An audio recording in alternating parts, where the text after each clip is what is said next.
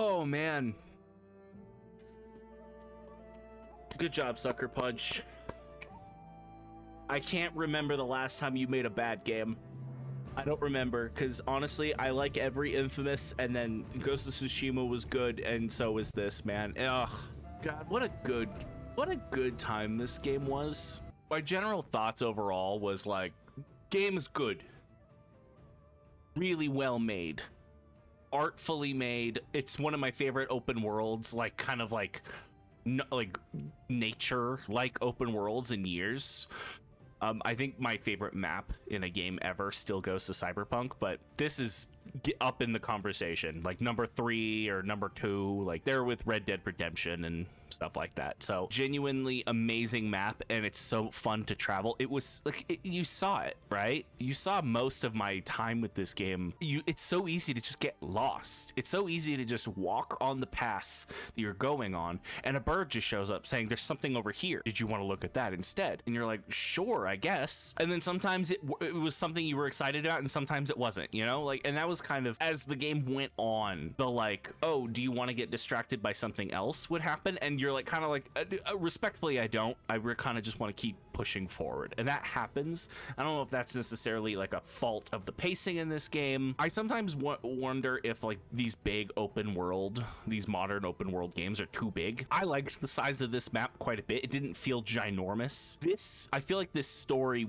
would have worked better with a smaller scale game, something maybe mission based, but it was so much fun to explore this game. I want to give big ups to Erika Ishii, who is I'm a huge fan of. I'm probably never going to meet her, but they are just so dang talented, and they're so freaking good in everything I see them in. And oh my gosh, Atsu is I love Atsu. I like Atsu as a character more than I like Jin. There are times when the whole like revenge plot in this game is kind of like, all right, we get it, yeah, so you're gonna go on all these hunts, you're gonna kill the things, and then eventually you're gonna be like, no, killing is wrong and I shouldn't kill them. I think like a game like this, where it differs from like how The Last of Us Part 2 ends, because it's the same, it's the cycle of violence, it's the revenge story, right? The Last of Us Part 2 ends the way that it ends, and I think it ends how it should, but this game frames the final fight differently. You're not fighting Saito at the end of the game because you want revenge. You're fighting Saito at the end of the game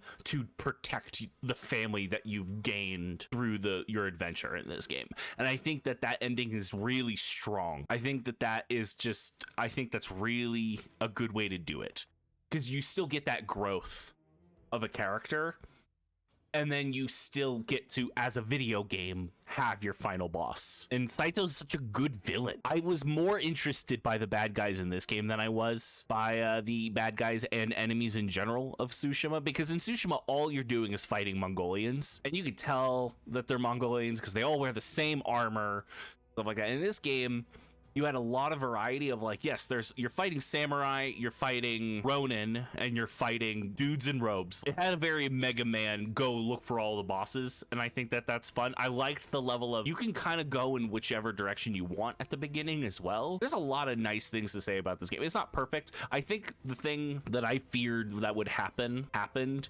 where the weapon switching was just the replacement for stance switching, and I didn't really care for stance switching because it just became like a puzzle, right? Fights just became, okay, they don't have this weapon, so I need to use this weapon, right? It's more interesting to look at in this game though, because you're like switching from a spear to two-handed swords in the middle of a combo, and that looks awesome. So I did play Assassin's Creed Shadows, and I discussed it earlier on in this playthrough. It was very clear that there was a certain point in this game when I discovered that they're just different games. Like, they're very different games. Do I think this game is better than Shadows? Yes. I don't want to downgrade the time that I had with Shadows. It wasn't a perfect game, but I had a good time with Shadows. It was the most fun I had with a RPG Assassin's Creed since Origins, because I didn't really like Odyssey or Valhalla that much. Like, this game, maybe this game's combat is better, but the stealth in Shadows was pretty well made, you know? In this game, I kind of found myself liking the default gear the most, which doesn't usually happen in these games. I'm usually like, find the coolest ninja shit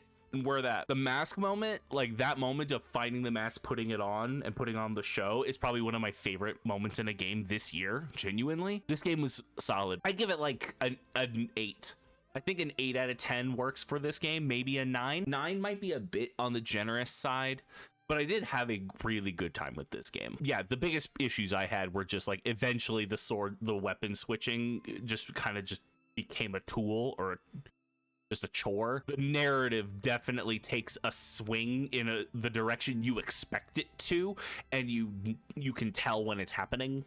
And it's just not as interesting as like some of the stuff that happens in Tsushima, but everything else about this game is nearly perfect. Like, I would say I like Death Stranding 2 more just because I think the narrative of that game is just so freaking wacky. Good time. Yeah, I liked this. I do believe this is gonna be my 100th platinum, and I would like that to be a video, so stay tuned for that. Thank you guys for watching. I will see you next time.